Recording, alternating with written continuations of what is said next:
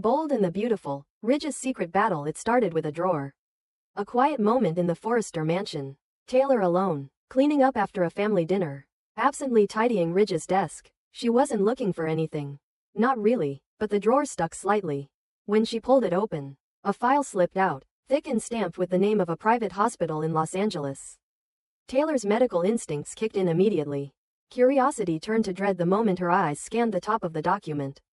Patient, Ridge Forrester. Diagnosis, chronic myelogenous leukemia. Terminal phase. The room spun around her. She gripped the edge of the desk, her heart slamming against her ribs. No, it had to be a mistake. A mix-up. Ridge he wouldn't, hide something like this. Not from her. Not from his family. But the more she read, the worse it got. The cancer was advanced. Ridge had refused a donor match evaluation. The report was clear. His age made the chances of a successful bone marrow transplant slim. He'd declined further testing. Taylor stood frozen, reading those lines over and over. Ridge was dying, and he hadn't told anyone. Her mind reeled. Suddenly, so many of Ridge's recent actions clicked into place. His sudden detachment, the subtle moments of fatigue he passed off as stress. His sharp decision to go back to Brooke, swift and without warning. At the time, Taylor had thought it was another case of Ridge following his heart. She had swallowed her pride and told herself she was used to losing him to Brooke. But now she saw it differently. This wasn't about love, it was about escape. Ridge was protecting her, protecting everyone. He didn't want to be a burden. Didn't want to die in front of the people who loved him. Taylor's hands trembled as she picked up her phone. She needed answers. She needed Ridge. When Taylor confronted Ridge that night, there was no denial. No excuses. He simply stood there, arms crossed, jaw set, as she laid the folder on the table between them. I wasn't going to let you go through this, he said quietly. His voice broke something in her. He had always been stubborn. Always protective. But this was beyond selfish. He was planning to die in silence. Leaving his family with nothing but unanswered questions and unhealed wounds. And worst of all, he had chosen Brooke as his final companion. Not because of love, but because it would hurt Taylor less. That cut deeper than anything. You thought leaving me would spare me pain? Taylor hissed.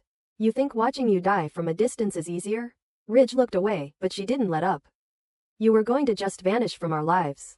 No chance to fight, no chance to hope. You didn't even ask for a donor. He didn't respond. Taylor took that silence as permission. She launched into action the next morning. Thomas didn't hesitate. The moment Taylor told him, he agreed to get tested. There were no questions. No second thoughts. Just a raw, immediate determination to save his father.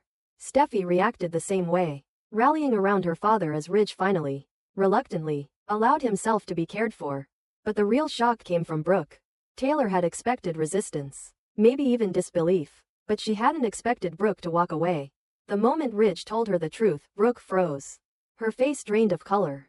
She said all the right words, I'll be here, we'll fight this, but Taylor saw through it. Brooke had already detached. And within a week, she was gone. No calls. No visits. No apologies. Ridge didn't speak of it. He never blamed her. But Taylor could see the hurt written all over his face. This wasn't just about cancer. This was abandonment. Taylor stayed. She visited the hospital every day. She sat through consultations, researched treatment options, demanded second opinions. When the transplant was finally scheduled and Thomas was cleared as a partial match, she was there. Ridge wavered, terrified of putting Thomas through a risky surgery. But Taylor didn't give him a choice. You gave him life. Let him give it back. The surgery was brutal, complicated. The doctors warned of the risks: organ failure, rejection, infection. The odds weren't in Ridge's favor. But he agreed. The operation took over 10 hours. Taylor waited in silence, pacing the halls, clutching the photo of their family taken at Christmas. Steffi held her hand. Thomas was unconscious in post-op, pale but stable. Finally, the surgeon emerged. It wasn't a miracle, but it was hope. The transplant hadn't been rejected. Ridge had made it through the night. The road ahead would be long. Painful. There were no guarantees. But for the first time in weeks, Taylor allowed herself to exhale. She sat beside Ridge's bed, watching the monitors beep steadily. He looked fragile. Smaller somehow. But alive. You should have told me, she whispered, brushing a strand of hair from his forehead. You never had to face this alone. His eyes opened slowly. I didn't want you to watch me die. She shook her head. Then give me something better to watch. Watch you live. In the days that followed, the family began to rebuild. Ridge slowly regained strength. Taylor kept her focus sharp, channeling her pain into purpose. She made sure Ridge had the best care, the best specialists, the best chances. Thomas pushed through recovery with quiet strength. Steffi coordinated family schedules, ensuring someone was always at Ridge's side. Brooke never returned. Rumors swirled, she'd gone to Paris. Or Aspen. No one cared. The betrayal cut too deep. And Ridge, for the first time in decades, stopped chasing a fantasy. He saw who had stood by him. Who had fought for him.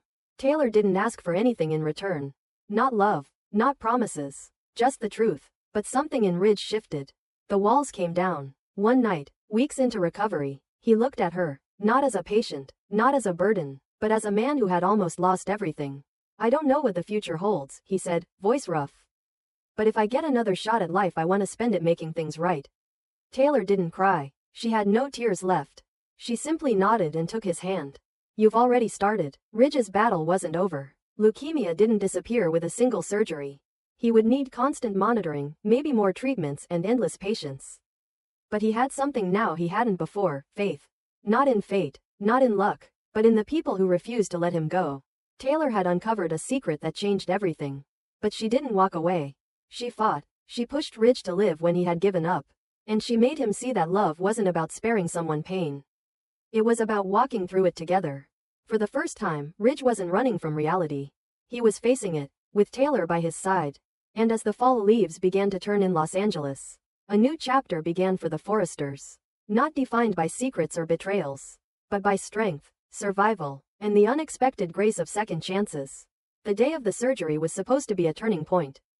The Forrester family clung to the fragile hope that Thomas's bone marrow would be the answer. An anchor pulling Ridge back from the edge of death. Taylor kept telling herself over and over, this is it, we're going to save him. But hope has a cruel way of turning on you. The morning started normally. Thomas arrived at the hospital early, prepped and calm. He joked with the nurses, smiled at his mother, hugged Steffi tightly before being wheeled toward the operating wing. Taylor squeezed his hand one last time and whispered, "You're saving your father." He nodded. But just moments before the procedure began, everything went wrong. A sudden drop in blood pressure. An alarm from the monitor. Then came the horror, internal bleeding. Fast, aggressive. His blood count plummeted in minutes. What should have been a routine anesthesia check turned into a code red. Doctors rushed in. Orders were shouted. Taylor froze in place, watching her son, the same boy she once carried in her arms, turn ghostly white before her eyes. The transplant was cancelled instantly. Thomas was moved to intensive care. The team worked for hours to stop the hemorrhaging. Taylor never left the hallway outside his room, pacing like a mother possessed. She couldn't speak. She couldn't even pray. Her son, her brave, selfless son, had almost died trying to save his father. And now Ridge still had no transplant. No miracle. It was the worst-case scenario. Ridge awoke hours later in his hospital room, groggy and weak, to find Taylor sitting silently beside him, hands clenched in her lap, eyes red and distant. He knew immediately. What happened? He rasped. She looked at him, broken. Thomas collapsed. Internal bleeding. He's in the ICU. The color drained from Ridge's face. No, they don't know what caused it. Maybe a clot, maybe a reaction, but the transplant didn't happen. She could barely say the words. He nearly died for you. Ridge tried to rise, but he was too weak. The reality hit hard. His son had come within inches of death, for him. And now, not only was Thomas in critical condition, but Ridge himself was still living on borrowed time. This is why I didn't want any of you involved, he said bitterly. I told you this would happen. Taylor stood abruptly. Don't you dare blame yourself for this. Thomas made a choice. We all did. It was the wrong one, Ridge muttered. And now we could lose him. Taylor's voice cracked. We're not losing anyone. Not again. The next 48 hours were a hell no one in the Forrester family would ever forget. Thomas remained unconscious, hooked to machines, his body weak and unresponsive. Steffi barely left his bedside. She called Hope, who arrived immediately, devastated and shaken. Despite everything that had passed between them, Hope still loved Thomas. The sight of him like that, pale, motionless, barely breathing, was unbearable. Meanwhile, Ridge spiraled. The weight of guilt consumed him. Every moment of silence in his hospital room stretched into something darker. He refused to eat, refused physical therapy, refused everything. Let me go, he told Taylor more than once. Let me go so Thomas can live his life. But Taylor wouldn't listen. No one's giving up, she said firmly. Especially not you. But in private, she was cracking. Her son and the father of her children were both slipping away. and there was nothing she could do to stop it. Then came the unexpected. DNA results revealed something none of them had anticipated. While Thomas had been a partial match, another person was a significantly better candidate for donation.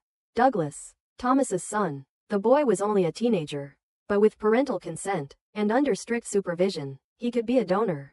It wasn't ideal, it carried risks, but it might work. Hope was devastated at the idea. She refused at first, her instinct was to protect Douglas at all costs. But when Douglas found out the truth, he made his decision. I want to save my grandfather, he said firmly. Just like Dad tried to. Hope eventually relented, heart-torn. Taylor sat with her that night and whispered, your son could be the one to save them both. Douglas's donation was scheduled. The procedure was safer this time. Controlled. Doctors were prepared. Ridge had a new chance. The transplant went ahead, and this time, it worked. Ridge's body began responding almost immediately. His blood levels stabilized. His energy slowly returned. It was still a long road. Infections, rejections, daily monitoring, but he was alive, and Thomas finally woke up. It was slow, painful, but the bleeding had stopped. His body had survived the trauma. And when he opened his eyes, Taylor was the first face he saw. She collapsed into tears, holding his hand, repeating, you're okay, you're okay. When Ridge was finally wheeled in to see his son days later, the room went silent. Thomas stared at him, weak but alert. I'm sorry, Ridge whispered. Thomas shook his head. You're alive. That's all that matters. Father and son held hands. The bond between them stronger than ever before. The crisis had nearly destroyed them, but it had also rewritten everything. Washed away years of tension, resentment, misunderstanding. As Ridge's recovery continued, Brooke remained absent. She hadn't called, hadn't visited. Ridge didn't mention her name again. Her silence was deafening, and everyone knew what it meant. When the storm came, she ran. And in her place stood Taylor, the one who never left.